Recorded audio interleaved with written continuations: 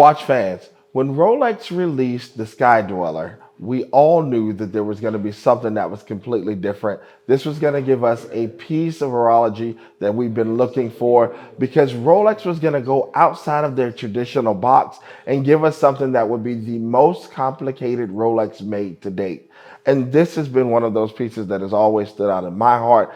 I have loved it from the moment that it was released. And I can remember saying, you know what? I wish they came out with this in a blue dial, especially when I learned how important the blue color was when it comes to the full color wheel and spectrum of dressing. But not only dressing, when we look at things in blue, dude, think of it this way. The most appealing color to the eye is always blue. That's one of those things that we've heard in goods and in bads over the years when it's come to different things. But when Rolex released this in 2017, and they actually did it for Luca, this was going to be one of those pieces that we would all say, we will always have it to remember him, and that it was a piece that we would definitely enjoy. But then the re-release on the Jubilee bracelet gave every little detail that I was looking for. I am a huge Jubilee fan. I know that we all have that choice of or that argument of do we go Oyster versus Jubilee because they both give us so many amazing features. When we're looking at the Oyster itself, the Oyster does kind of dress down the watch for you. It makes it where you have the opportunity to make it look a little bit sportier, or you have the opportunity to dress it up a little bit more, just depending on what you're wearing and how you're wearing it itself. But with the Jubilee, for me, I find it to actually be one of those pieces that makes it a little bit more fun for me because typically, even when I am casual, I do like to have a little bit dressier or a finer touch to it. And that's actually what the Jubilee bracelet allows. It allows a little bit more definition, more detail. With that 5-piece bracelet instead of 3, this one actually gives you that fine tuning when you're looking at the watch bracelet itself, which actually matches that fluted bezel. I'm one of those guys that I like smooth bezels with Oyster bracelets, and I like Jubilees with fluted, but they are made to mix and match. And that's kind of one of those things that you get the choice of.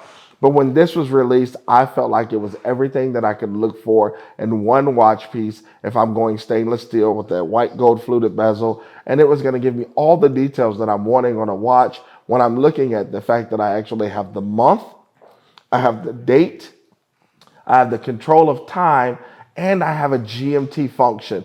Those are so many great features wrapped up inside of one watch.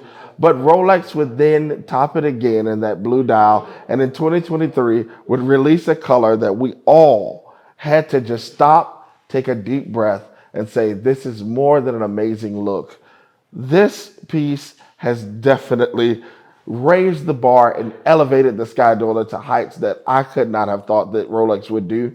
I could have never imagined them releasing this watch in a green dial or a blue dial. And Rolex did it, and they did it in a way that the color absolutely grabs you. So when you're looking at that mixture of color on the color wheel, this one actually looks a little bit different because of those rose accents. With the Everose accents, it gives the blue a different hue.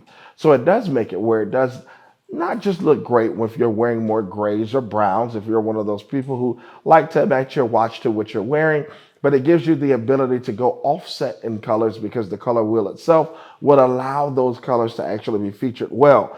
As right now, I'm wearing a black suit with a blue shirt that is going to be printed, but the dial on this and the color on this even allow for it to look good with this. So I can wear it with everything. It becomes that one watch that I can actually pack in my bag for a business trip or a casual trip, and I absolutely do not have to change what I'm wearing. It is more than that perfect daytime or evening watch itself, and Rolex did a fantastic job with this watch. We want to know which of the 3 would you choose when you're adding to your collection or putting something new inside of your watch winder or closet, and tell us here in the comments below here at Swiss Watch Expo.